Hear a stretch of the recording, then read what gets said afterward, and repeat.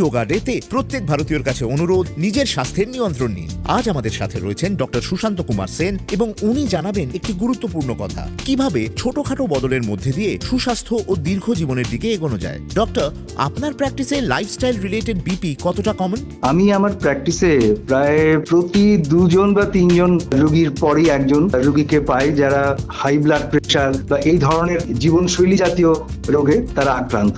তো এটা এখন খুব কমন হয়ে গেছে, কারণ আমাদের চারপাশের পরিবেশ যেভাবে বিভিন্নভাবে টেনশন সহ হচ্ছে, তাতে প্রায় প্রতি 2 জন বা 3 জন রোগীকেই আমি পাই যারা বিভিন্ন টেনশন জনিত, মানসিক চাপ জনিত রোগে, কারোর হাই ব্লাড প্রেশার, কারোর হাই সুগার, অন্যান্য ঘুম হচ্ছে না, এই ধরনের বা পেটের রোগ, এই ধরনের বিভিন্ন রোগে, হার্টের রোগ, এই ধরনের বিভিন্ন রোগে তারা ভোগেন। তাই এটা এখন একটি খুব কমন একটা সমস্যা হয়ে দাঁড়িয়েছে আমাদের সমাজে। সুস্বাস্থ্যের জন্য ডেইলি মুভমেন্টস জরুরি কেন? দেখুন, আসলে আমাদের শরীরের যে প্রত্যেকটি অঙ্গ প্রত্যঙ্গের চালু রাখার মধ্যে দিয়ে, সচল থাকার মধ্যে দিয়ে আমাদের শরীরবৃত্তীয় যে কাজগুলো খুব সফলভাবে সম্পূর্ণ হয়। আমরা যদি আমাদের শরীরকে সচল রাখতে পারি প্রত্যেক দিন, তাহলে কি হয়, শরীরের প্রত্যেকটি অংশে রক্ত চলাচল সঠিক হয়। এতে শরীরের প্রত্যেকটি অঙ্গ সঠিকভাবে রক্ত পায়, রক্তের সাথে যায় অক্সিজেন, এবং সেখান থেকে যে বিষাক্ত যে পদার্থগুলো সেগুলো রক্তের সাথে আবার চলে আসে এবং কিডনি এবং ফুসফুসের ভেতর দিয়ে সেগুলো বেরিয়ে যেতে সক্ষম হয়। 10 থেকে 15 মিনিট যদি যোগা করা যায়, তাতেও শরীর সচল থাকে,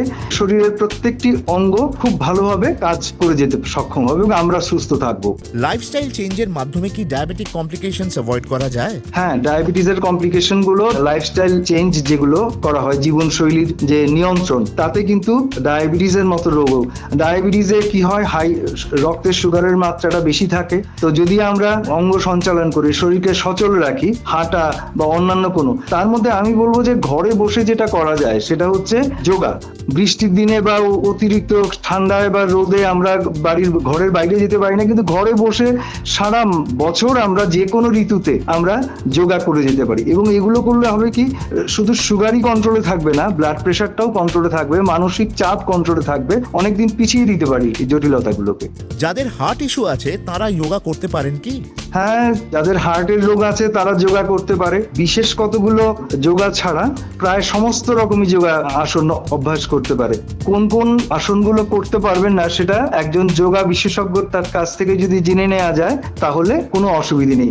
যোগা হার্টের জন্য অত্যন্ত ভালো একটি, কারণ যোগার ফলে যে রক্ত চলাচলের যে সচলতা বৃদ্ধি পায়, তাতে শরীরের প্রত্যেকটি অঙ্গ, হার্ট সহ, হার্টের মধ্যেও তো রক্ত চলাচল হয়, তার সাথে অক্সিজেন যায়, তাহলে হার্টের যে মাসেলগুলো সেগুলো যদি ঠিকভাবে তার অক্সিজেন এবং অন্যান্য খাবার যদি পায়, তাহলে কিন্তু হার্টের যে সমস্যাগুলো অনেক কম থাকবে। মডার্ন মেডিসিনের সঙ্গে কি যোগাকে ইন্টিগ্রেট করা যায়? কোনো প্রিকশন আছে কি? যোগার সাথে এই আমাদের যে আধুনিক যে চিকিৎসা পদ্ধতি, তার সাথে যোগার কোনো বিরোধ নেই। এই বিভিন্ন রোগের যে চিকিৎসাগুলো হয়, যে ধরনের ওষুধগুলো আমরা খেয়ে থাকি, সেই ওষুধ খাওয়া অবস্থাতেও যে আধুনিক যে চিকিৎসা বা অ্যালোপ্যাথি চিকিৎসা যেটা আমরা বলি, তার সাথেও যোগার সঙ্গে কোনো বিরোধিতা নেই। উল্টো, যোগা করলে প্রতিদিন নিয়মিত যদি যোগা অভ্যাস করা যায়, বিভিন্ন ধরনের যে যোগাগুলো আছে সেগুলো যদি করা যায়, তাহলে শরীরের যে উন্নতি হয়, বিভিন্ন অঙ্গের যে তার কার্যক্ষমতার যে উন্নতি হয়, তাতে হয়তো দেখা যাবে যে এই ওষুধগুলোর মাত্রা আস্তে আস্তে কমে আসবে। তাই আধুনিক চিকিৎসার সাথে যোগার কোনো বিরোধিতা নেই। Issued in public interest by IPCA Laboratories.